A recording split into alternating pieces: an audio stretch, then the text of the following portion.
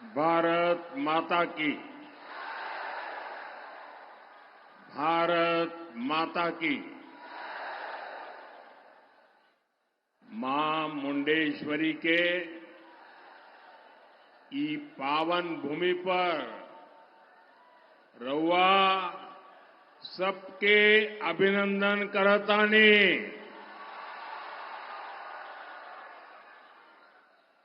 कैमूर की इस पावन भूमि पर चारों दिशाओं से आशीर्वाद बरसता है। मां विंध्यवासिनी, मां ताराचंडी, मां तुतला भवानी, मां छेरवारी सब यहीं आसपास विराजती है। चारों ओर शक्ति ही शक्ति का साम्राज्य है और मेरे सामने विशाल मातृशक्ति है जिनका आशीर्वाद हमेशा हम सभी पर रहा है, एनडीए पर रहा है। और मैं बिहार की मातृशक्ति का आभारी हूं। पहले चरण में एनडीए के उम्मीदवारों के पक्ष में जबरदस्त मतदान हुआ है। अब कैमूर की बारी है, अब रोहतास की बारी है। मैं इस मंच पर एनडीए के इन सभी उम्मीदवारों के लिए आप सभी का साथ और समर्थन मांगने आया हूं, आपके आशीर्वाद मांगने के लिए आया हूं। तो मेरे साथ बोलिए एक बार फिर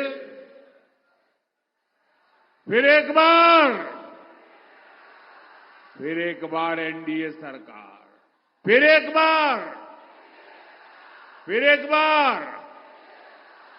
बार बिहार में फिर से सुशासन सरकार।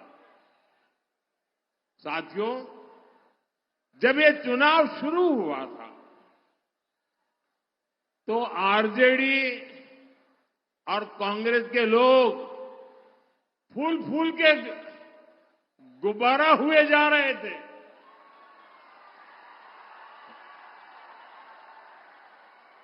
और आरजेडी और कांग्रेस के नामदार आसमान पर पहुंच चुके थे।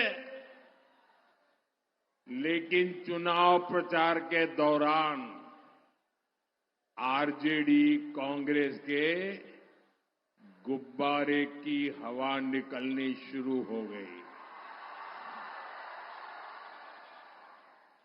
और कल पहले चरण के बाद इनका गुब्बारा पूरी तरह फूट गया है।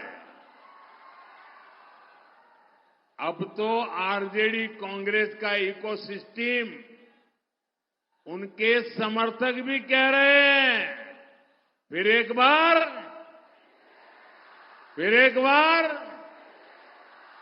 साथियों, आरजेडी कांग्रेस ने बिहार के युवाओं को भ्रमित करने की बहुत कोशिश की, लेकिन उनकी सारी प्लानिंग फेल हो गई। इसका एक बहुत बड़ा कारण है बिहार का जागरूक नौजवान। बिहार का नौजवान ये देख रहा है कि आरजेडी कांग्रेस वालों के इरादे क्या है। साथियों, जंगल राज के युवराज से जब भी पूछा जाता है कि जो बड़े बड़े झूठ उन्होंने बोले हैं वो पूरे कैसे करेंगे, तो वो कहते हैं उनके पास प्लान है। और जब पूछा जाता है भी बताओ प्लान क्या है, तो उनके मुंह में दही जम जाता है, मुंह पे ताला लग जाता है, उत्तर ही नहीं दे पाते।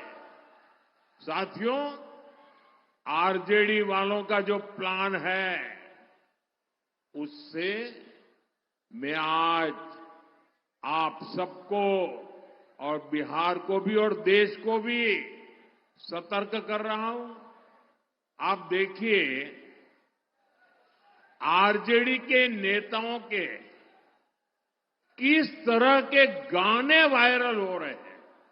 चुनाव प्रचार के जो गाने हैं, कैसे गाने वायरल हो रहे हैं। आरजेडी वालों का एक गाना है, आपने भी सुना होगा, आपने भी शायद मोबाइल पे देखा होगा। आरजेडी वालों का एक गाना है, आएगी भैया की सरकार। क्या बोलते हैं? आएगी भैया की सरकार, बनेंगे रंगदार। आप सोचिए, ये आरजेडी वाले इंतजार कर रहे हैं कि कब उनकी सरकार आए और कब अपहरणीय, रंगदारी, ये पुराना गोरख धंधा फिर से शुरू हो जाए। आरजेडी वाले आपको रोजगार नहीं देंगे, ये तो आपसे रंगदारी वसूलेंगे, रंगदारी। साथियों, आरजेडी वालों का एक और गाना है। अब आप देखिए क्या क्या कर रहे हैं, क्या क्या सोच रहे हैं। और मैं तो देशवासियों को कहूंगा, देखिए ये बिहार में जमानत पर जो लोग हैं वो कैसे लोग हैं। उनका क्या गाना है? भैया के आबेदे सत्ता, भैया के आबेदे सत्ता, कट्टा सटा के उठा लेब घरवा से। आप अंदाजा लगा सकते हैं कि ये जंगलराज वाले सरकार में वापसी के लिए क्यों इतने बेचैन है। इन्हें जनता की सेवा नहीं करनी, इन्हें जनता को कट्टा दिखाकर लूटना है, लूटना। उन्हें घर से उठवा लेना है।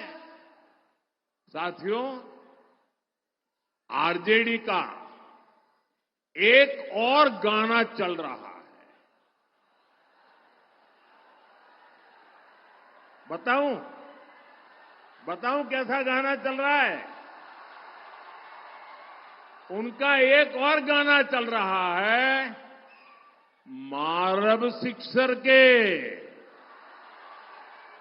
मारब सिक्सर के 6 गोली छाती में।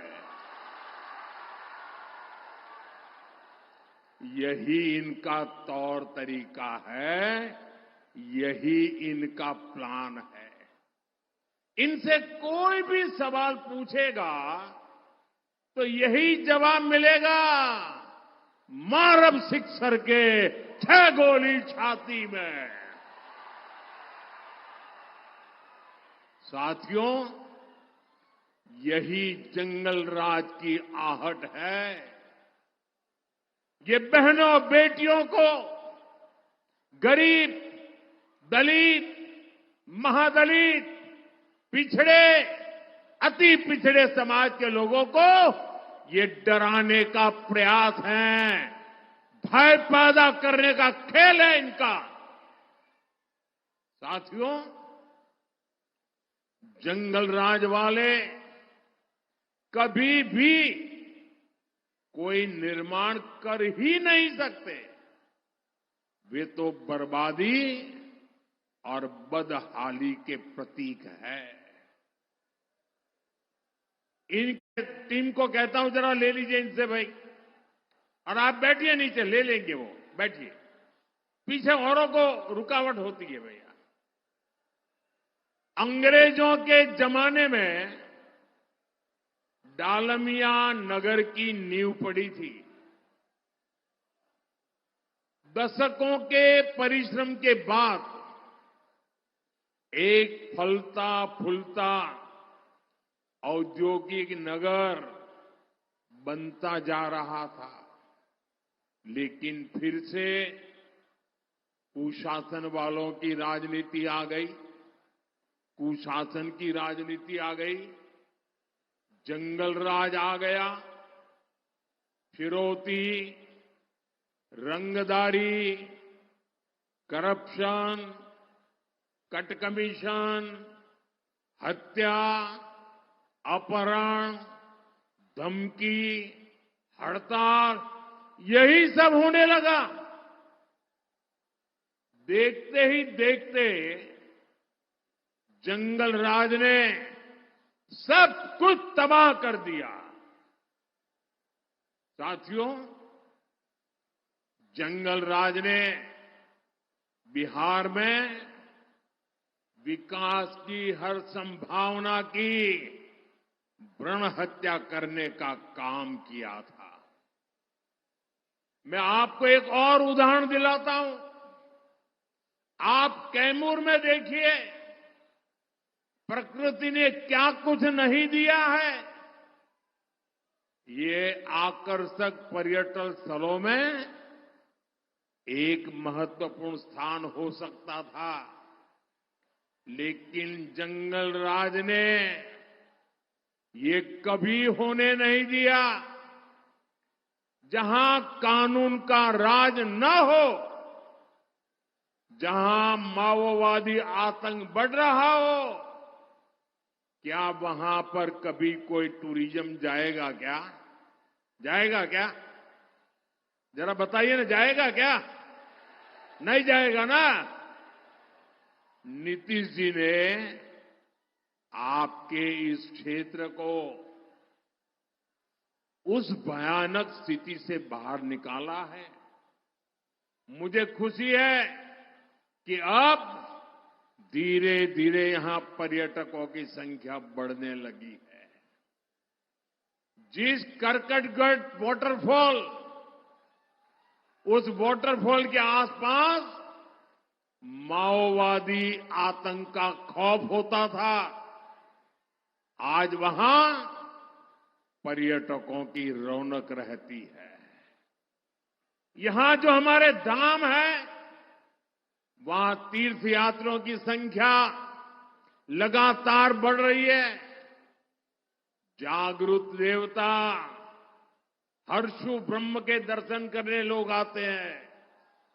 आज यहां नक्सलवाद, माओवादी आतंक दम तोड़ रहा है। साथियों, यहां उद्योगों और पर्यटन की जो संभावनाएं बनी है, इसका हमें और तेजी से विस्तार करना है। देश विदेश से लोग यहां बिहार में पूंजी लगाने के लिए तैयार है। बस उन्हें लालटेन, पंजे और लाल झंडे की तस्वीर भी नहीं दिखनी चाहिए। अगर दिख गई तो दरवाजे से ही लौट जाएंगे। इसलिए हमें संकल्प लेना है, हमें बिहार को जंगल राज से दूर रखना है। साथियों, बिहार के इस चुनाव में एक बहुत ही खास बात हुई है। इस चुनाव ने कांग्रेस आरजेडी के बीच लड़ाई को सबके सामने ला दिया। कांग्रेस आरजेडी की ये जो दीवार है ना, ये टूट चुकी है।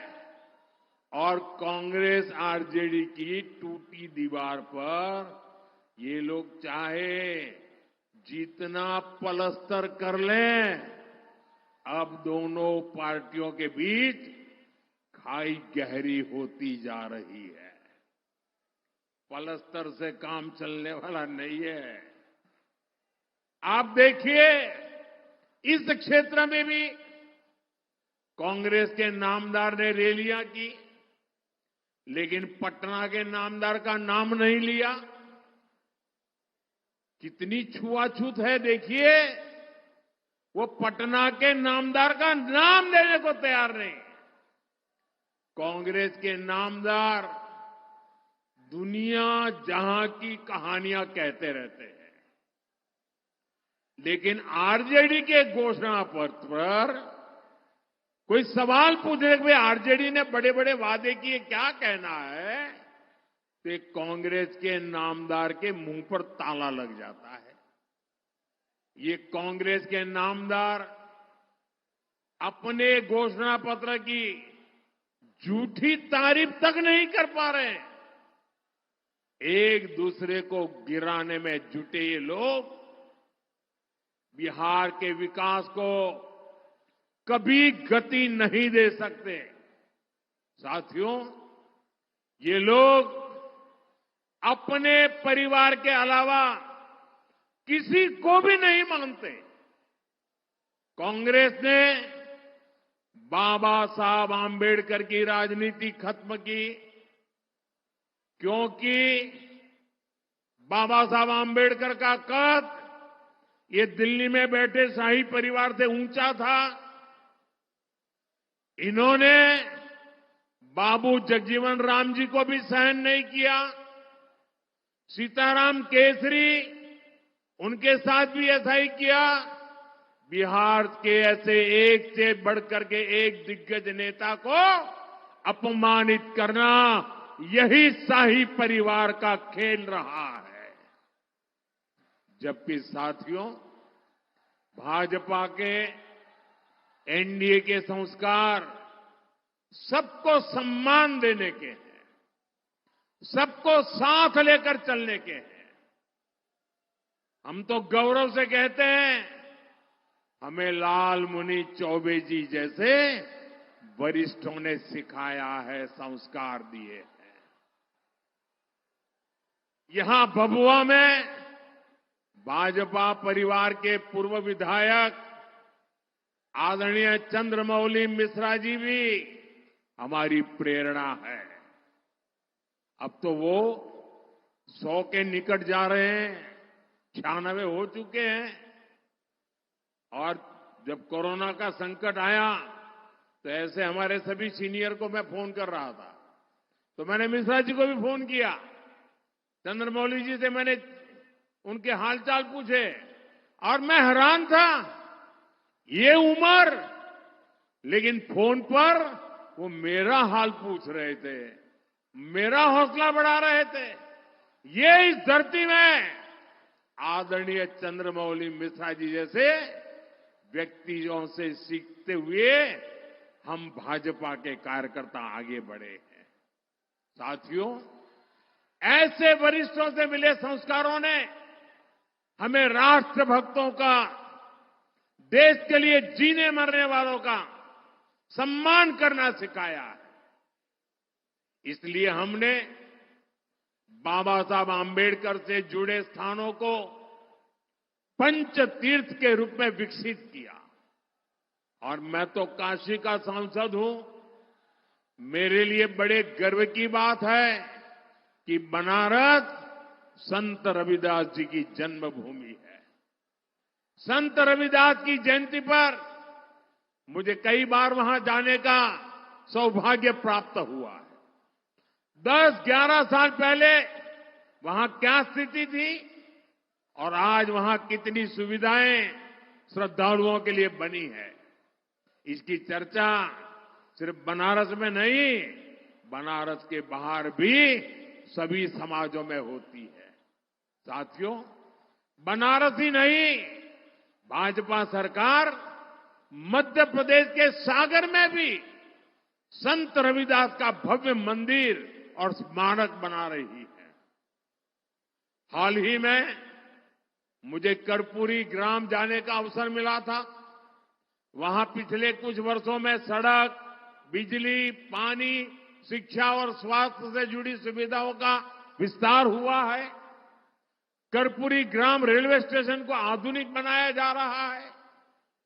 साथियों, ये हमारी ही सरकार है जो देश भर में आदिवासी स्वतंत्रता सेनानियों के स्मारक बना रही है। भगवान बिरसा मुंडा के जन्म दिवस को हमने जनजातीय गौरव दिवस घोषित किया है।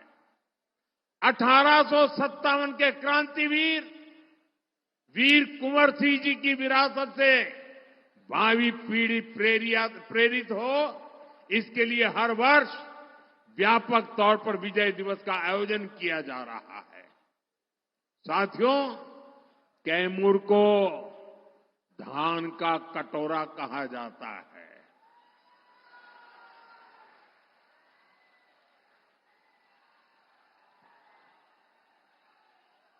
और हमारे बबुआ के मोकरी चावल की मांग दुनिया भर में हो रही है। और प्रभु श्री राम को भोग में यही मोकरी का चावल अर्पित किया जाता है। राम रसोई में भी यही चावल मिलता है। आप मुझे बताइए साथियों, आप अयोध्या का जब राम मंदिर देखते हैं या उसके विषय में सुनते हैं, यहां बैठा हुआ हर कोई मुझे जवाब दे। जब राम मंदिर आप देखते हैं या उसके सुनते हैं, आपको गर्व होता है कि नहीं होता है? माताओं बहनों, आपको गर्व होता है कि नहीं होता है? भव्य राम मंदिर का आपको आनंद आता है कि नहीं आता है? आप काशी में बाबा विश्वनाथ का धाम देखते हैं, आपको गर्व होता है कि नहीं होता है? आपका हृदय गर्व से भर जाता है कि नहीं भर जाता है? आपका माथा ऊंचा होता है कि नहीं होता है? आपको तो गर्व होता है, हर हिंदुस्तानी को गर्व होता है, लेकिन कांग्रेस आरजेडी के नेताओं को नहीं होता है। ये लोग दुनिया भर में घूमते फिरते हैं, लेकिन अयोध्या नहीं जाते। राम जी में इनकी आस्था नहीं है और राम जी के खिलाफ अनाप शनाप बोल चुके हैं। उनको लगता है कि अगर अयोध्या जाएंगे, प्रभु राम के दर्शन करेंगे, तो उनके वोट ही चले जाएंगे, डरते हैं। उनकी कोई आस्था नाम की चीज ही नहीं है। लेकिन जरा मैं इन लोगों से पूछना चाहता हूं, ठीक है भाई, चलो, भगवान राम से आपको जरा भय लगता होगा, लेकिन राम मंदिर परिसर में ही आप में से तो लोग गए होंगे।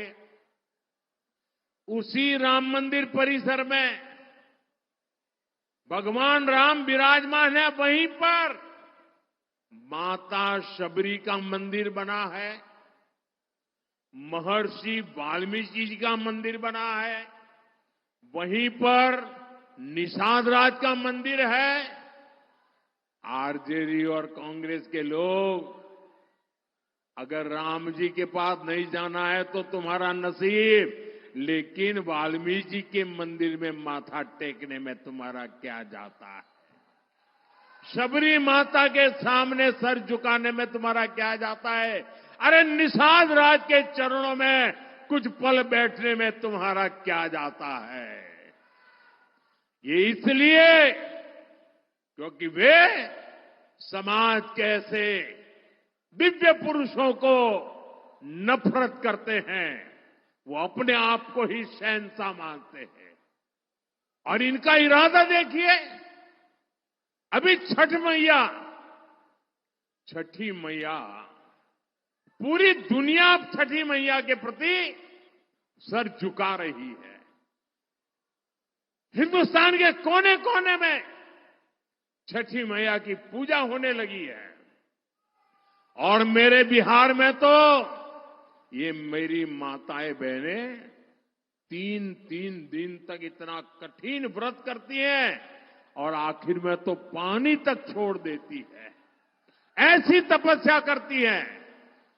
ऐसा महत्वपूर्ण हमारा त्योहार छठी मैया की पूजा, ये कांग्रेस के नामदार छठी मैया की इस पूजा को, छठी मैया की इस साधना को, छठी मैया की इस तपस्या को वे ड्रामा कहते हैं, ड्रामा नौटंकी कहते हैं। मेरी माताएं बहनें बताइए, ये छठी मैया का अपमान है कि नहीं है? ये छठी मैया का घोर अपमान करते हैं कि नहीं करते हैं? ये छठी मैया का व्रत रखने वाली माताओं बहनों का अपमान करते हैं कि नहीं करते हैं? अब मैं आपसे आग्रह करता हूं, अभी आपके पास मौका है उनको सजा करने का। 11 नवंबर को आपके एक वोट से उनको सजा मिल सकती है। सजा दोगे? सब लोग सजा दोगे? साथियों, ये आरजेडी कांग्रेस वाले हमारी आस्था का अपमान इसलिए करते हैं, हमारी छठी मैया का अपमान इसलिए करते हैं, हमारे भगवान राम का अपमान इसलिए करते हैं ताकि कट्टरपंथी खुश हो जाए, इनका वोट बैंक नाराज ना हो। साथियों, ये जंगल राज वाले तुष्टीकरण की राजनीति में एक कदम और आगे बढ़ गए हैं। ये अब घुसपैठियों का सुरक्षा कवच बन रहे हैं। हमारी सरकार गरीबों को मुफ्त अनाज, मुफ्त इलाज की सुविधा देती है। आरजेडी कांग्रेस के नेता कहते हैं ये सुविधा घुसपैठियों को भी देना चाहिए। गरीब को जो पक्का आवास हम दे रहे हैं वो घुसपैठियों को भी देना चाहिए, ऐसा कह रहे हैं। मैं जरा आपको पूछना चाहता हूं, ये आपके हक का अनाज घुसपैठियों को देना चाहिए क्या? आपके हक का आवास घुसपैठियों को मिलना चाहिए क्या? आपके बच्चों का रोजगार घुसपैठियों को जाना चाहिए क्या? भाइयों बहनों, मैं आज कहना नहीं चाहता हूं, लेकिन तेलंगाना में उनके एक मुख्यमंत्री के भाषण की बड़ी चर्चा चल रही है। लेकिन दिल्ली में जो एयर कंडीशन कमरों में सेक्युलर बैठे हैं ना, उनके मुंह पे ताला लग गया है। उनका भाषण चौंकाने वाला है। मैं उसकी चर्चा जरा चुनाव के बाद करने वाला हूं, अभी मुझे करनी नहीं है। लेकिन मैं आपसे कहना चाहता हूं, मैं आपको जगाने आया हूं, मैं आपको चेताने आया हूं। इनको, ये कांग्रेस आरजेडी जंगल राज वालों को गलती से भी वोट गया, गलती से भी, तो ये पिछले दरवाजे से घुसपैठियों को भारत की नागरिकता दे देंगे। फिर आदिवासियों के खेतों में, महादलितों, अति पिछड़ों के टोलों में घुसपैठियों का ही बोलबाला होगा। इसलिए मेरी एक बात गांठ बांध लीजिए, आपका एक वोट घुसपैठियों को रोकेगा। आपका एक वोट आपकी पहचान की रक्षा करेगा। साथियों, नरेंद्र और नीतीश की जोड़ी ने बीते वर्षों में यहां रोड, रेल, बिजली, पानी, हर प्रकार की सुविधाएं पहुंचाई है। अब इस जोड़ी को और मजबूत करना है। पीएम किसान सम्मान निधि के तहत किसानों को भी 6,000 रुपये मिलते हैं। बिहार में फिर से सरकार बनाने पर 3,000 रुपया और अतिरिक्त मिलने वाले हैं। यानी कुल 9,000 रुपया मिलेगी। मछली पालकों के लिए भी पीएम मत्स्य संपदा योजना चल रही है। केंद्र सरकार मछली पालकों को किसान क्रेडिट कार्ड दे रही है। अब एनडीए ने मछुआरे साथियों के लिए जुब्बा सहनी जी के नाम पर नई योजना बनाने का फैसला लिया है। इसके तहत मछली के काम से जुड़े परिवारों को भी 9,000 रुपये दिए जाएंगे। साथियों, डबल इंजन सरकार का बहुत अधिक फायदा हमारी बहनों बेटियों को हो रहा है। हमारी सरकार ने बेटियों के लिए सेना में नए अवसरों के दरवाजे खोले हैं। सैनिक स्कूलों में अब बेटियों भी पढ़ाई कर रही हैं। यहां नीतीश जी की सरकार ने बेटियों को नौकरियों में आरक्षण दिया है। मोदी का मिशन है कि बिहार की लाखों बहनें लखपति दीदी बने। नीतीश जी की सरकार ने भी जीविका दीदियों के रूप में बहनों को और सशक्त किया है। साथियों, आजकल चारों ओर मुख्यमंत्री महिला रोजगार योजना की चर्चा है। अभी तक 1,40,00,000 बहनों के बैंक खाते में 10-10 हजार रुपया जमा हो चुके हैं। एनडीए ने घोषणा की है कि फिर से सरकार बनने के बाद इस योजना का और विस्तार किया जाएगा। साथियों, बिहार आज विकास की नई गाथा लिख रहा है। अब ये रफ्तार रुकनी नहीं चाहिए। आपको खुद भी मतदान करना है और जो साथी त्योहार मनाने के लिए गांव आए हैं उनको भी कहना है कि वोट डालकर ही वापस लौटे। याद रखिएगा, जब हम एक एक बूथ जीतेंगे तभी चुनाव जीतेंगे। जो बूथ जीतेगा वो चुनाव जीतेगा। एक बार फिर मैं अपने इन साथियों के लिए, मेरे सभी उम्मीदवारों से मैं थोड़ा आग्रह करता हूं, आगे आ जाइए। बस इतना ही रहेंगे तो चलेगा। मैं मेरे इन सभी साथियों से उनके लिए आपसे आशीर्वाद मांगने आया हूं। इन सबको विजयी बनाइए। मेरे साथ बोलिए, भारत माता की, भारत माता की, भारत माता की। वंदे वंदे वंदे। बहुत बहुत धन्यवाद।